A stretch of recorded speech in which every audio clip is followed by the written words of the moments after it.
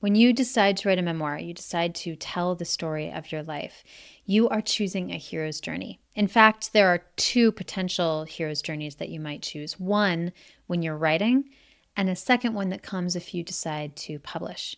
In this video, I'll walk you through just the hero's journey of writing your story. So if you have felt the call to begin digging into your past, here's what you might be in for. Brief overview of what the hero's journey is. This comes out of research from Joseph Campbell, who studied myths from around the world, all these different cultures, and found that they all had a very similar format.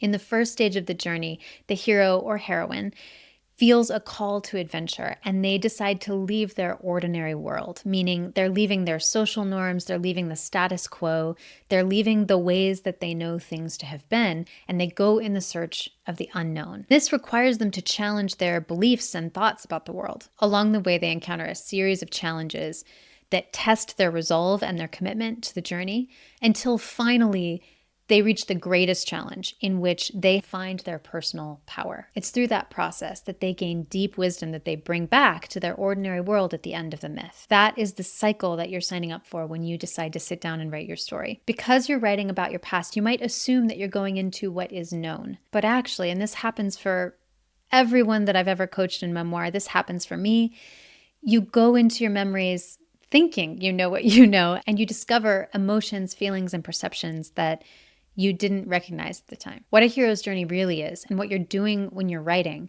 is you're going on a journey of individuation to break from what other people's concept of you has been and discover your own personal power. Here's what that hero's journey looked like in my first book.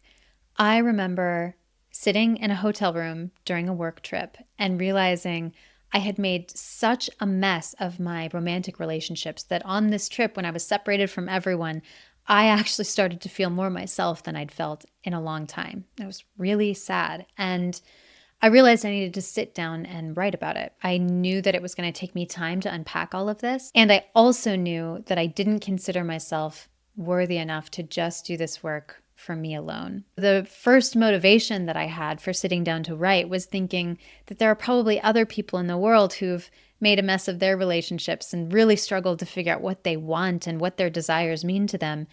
And maybe me writing out my story could help that. It was only way later in the writing journey that I would realize that that external motivation was really just a stepping stone to get me to start committing to doing the work for myself. So I sat down that night in that hotel room and I churned out, 3,000 words. I mean, it just started to fly out of me.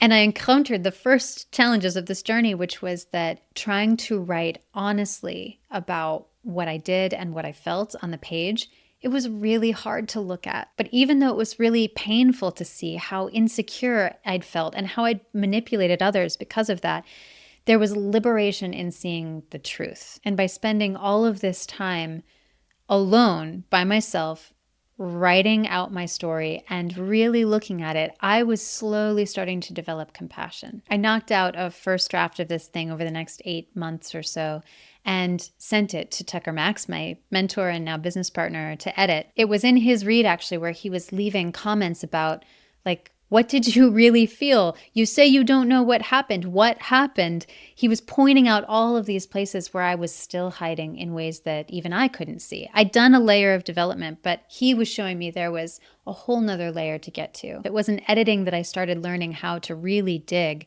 for the places where I hadn't yet put my truth on the page because it was painful, and muster up the compassion to allow myself to do that. The turning point of this hero's journey for me, the biggest challenge, was in writing what feels to me like the climax of the book, where I'm in the car with my then girlfriend.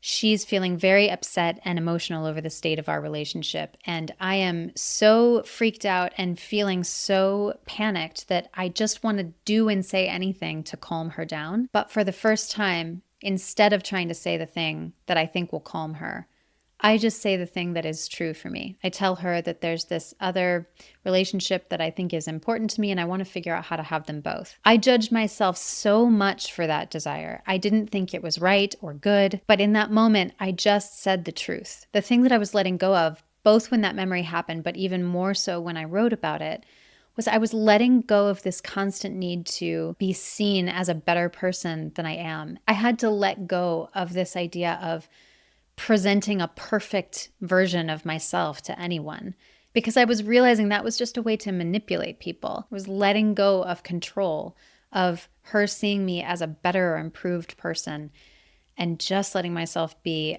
as I was, flaws and all. And that moment, both when I lived it and when I wrote it, that was the moment that I really started to accept myself and I really started to heal. As I was writing this story, I could literally see day by day how I was being more honest in my relationships, more open in my conversations, more self-accepting. By the time I was done editing that book, I'd gone through a major cycle of development. I'd gotten everything that I wanted just from writing it before I even shared it with the world.